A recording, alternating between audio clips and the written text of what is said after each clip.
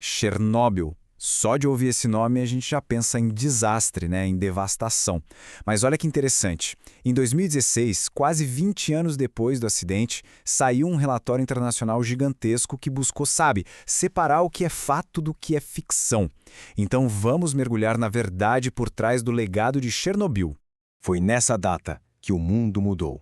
O reator número 4 da usina de Chernobyl explodiu e liberou uma nuvem de morte, uma nuvem invisível sobre a Europa.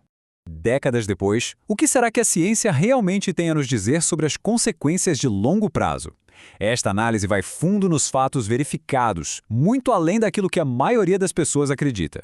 Bom, tudo começou com as explosões na Unidade 4 que lançaram uma nuvem imensa de materiais radioativos. Os mais perigosos de todos eram o iodo e o césio, que acabaram se espalhando por uma boa parte do continente. E o que é curioso de ver nesse mapa é como a geografia e o vento basicamente decidiram o destino de milhões.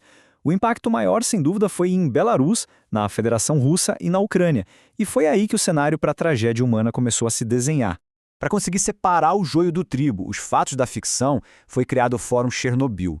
Pensa no esforço gigante que juntou as maiores autoridades do mundo, de agências da ONU até os governos mais afetados.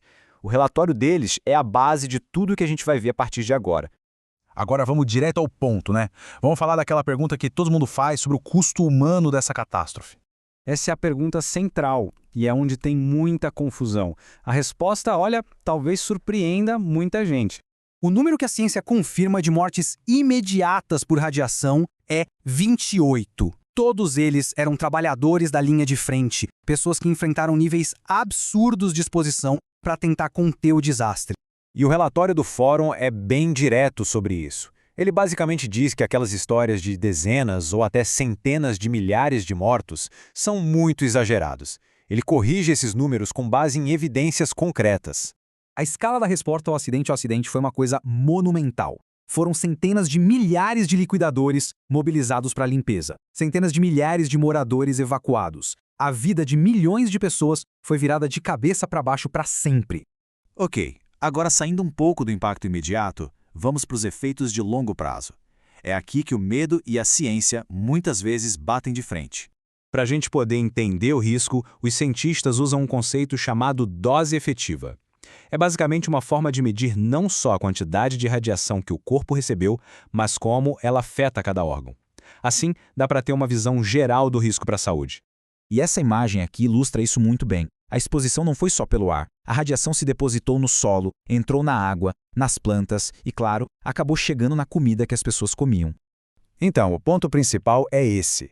Quando a gente olha para os dados, a gente vê que os liquidadores sim receberam doses bem altas.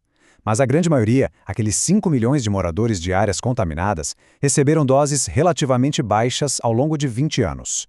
E só para colocar isso em perspectiva, a dose que a maioria dos moradores recebeu do acidente ao longo de 20 anos é, na verdade, bem menor do que a dose que qualquer pessoa recebe da radiação natural do nosso planeta ao longo da vida. Mas e tem um mas muito importante. Houve sim um impacto gravíssimo e comprovado.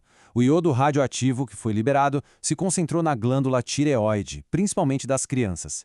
E isso, infelizmente, levou a um aumento trágico e dramático nos casos de câncer de tireoide nesse grupo. Só que é aqui que a história dá uma virada bem inesperada. O relatório do Fórum descobriu que o maior legado de Chernobyl talvez não seja aquele que a gente sempre imaginou. E essa é uma das conclusões mais chocantes. Tirando o câncer de tireoide, os especialistas não encontraram provas de um aumento em outros tipos de câncer ou leucemia nas populações que foram mais afetadas. O legado, então, vai muito além da contaminação física. Ele ficou gravado nos rostos e principalmente nas mentes das pessoas que viveram e ainda vivem sob a sombra daquele reator. O relatório aponta que a verdadeira crise de saúde pública foi a da saúde mental. O medo, a desinformação, o estresse de ter que abandonar tudo, isso criou uma epidemia de ansiedade, de depressão e um fatalismo que fazia com que as pessoas culpassem a radiação por todos os seus problemas de saúde. Então, como é que as coisas estão hoje e o que a gente pode aprender com tudo isso? Por incrível que pareça, a natureza se recuperou. Por causa do decaimento radioativo natural, a maior parte daquela área que era considerada perigosa hoje é segura para se viver e até para ter atividade econômica. E isso nos leva à principal recomendação do Fórum.